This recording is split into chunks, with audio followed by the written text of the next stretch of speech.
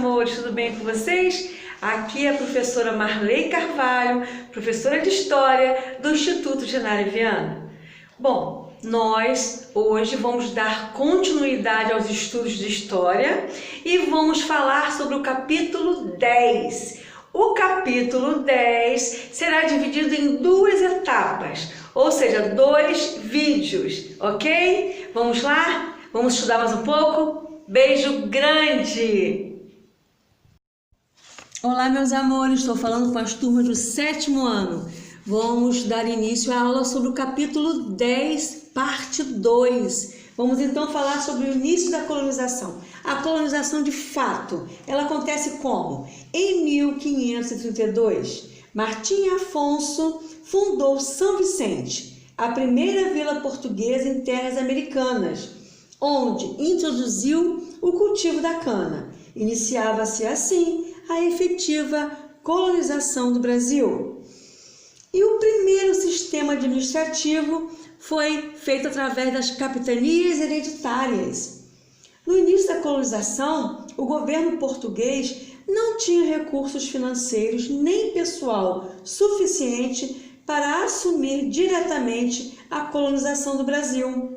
Por isso, transferiu a tarefa a particulares por meio do sistema de capitanias hereditárias.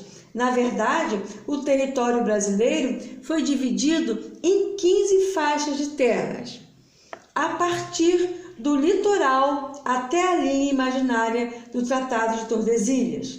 As capitanias foram doadas pela coroa portuguesa a membros da pequena nobreza e a militares de alta patente, que tinham recursos para assumir os custos dessa colonização. As pessoas que recebiam essas terras eram chamadas de donatários, e as capitanias podiam ser herdadas por seus filhos, mas não podiam ser vendidas, já que pertenciam a quem? A coroa portuguesa.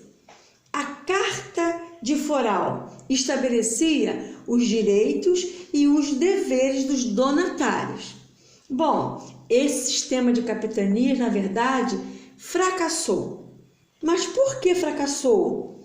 Bom, por conta dos altos custos do empreendimento, por conta do isolamento das capitanias, as doenças tropicais e as relações hostis com os grupos indígenas.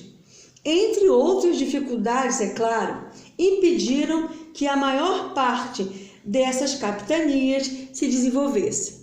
Somente 2 delas foram adiante e prosperaram: Pernambuco, chefiada por Duarte Coelho, e São Vicente, do donatário Martim Afonso de Souza.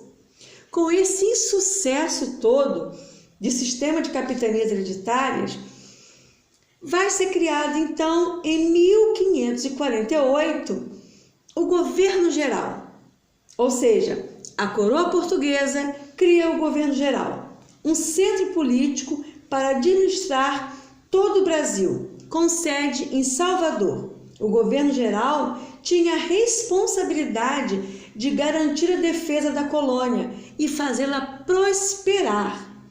E o primeiro governador-geral foi Tomé de Souza, que chegou ao Brasil em 1549. Mas não só os portugueses estiveram por aqui, também estiveram por aqui os franceses. Vamos ver as colônias francesas na América: a França Antártica e França Equinocial. A França Antártica foi uma colônia criada por franceses no atual território do Rio de Janeiro. Ela resistiu por 12 anos aos ataques dos portugueses. Porém, em 1567, estes conseguiram destruí-la totalmente com o apoio dos indígenas. Já a França Equinocial foi uma colônia fundada na atual região do Maranhão. Durou apenas 3 anos, tendo sido totalmente destruída pelos portugueses. Bom, e vamos falar também um pouquinho sobre os jesuítas na América Portuguesa. Os primeiros jesuítas chegaram ao território brasileiro em 1549. Mas como era essa campanha? Foi uma congregação religiosa criada em 1534, dentro do contexto do movimento da Contra-Reforma religiosa.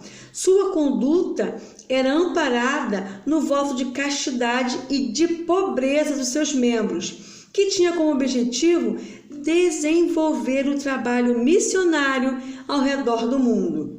Mas o que motivou, afinal de contas, esses jesuítas a se deslocarem para cá, para a América Portuguesa? Bom, os jesuítas vieram para cá para conversão, pacificação e aculturação dos indígenas. Bom, mas temos que explicar como funcionavam essas missões jesuíticas. As missões jesuíticas eram aldeamentos comandados por uma autoridade civil que representava o governador geral. Porém, quem realmente comandava essas missões eram os jesuítas. Os indígenas eram levados para viver nessas missões e eram obrigados a obedecer e a rígida rotina diária de trabalhos e de aprendizado dos princípios religiosos católicos. As missões eram autossuficientes, já que produziam seus alimentos e aquilo que precisavam utilizar.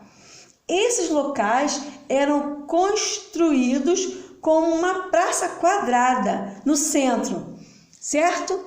Um beijo grande.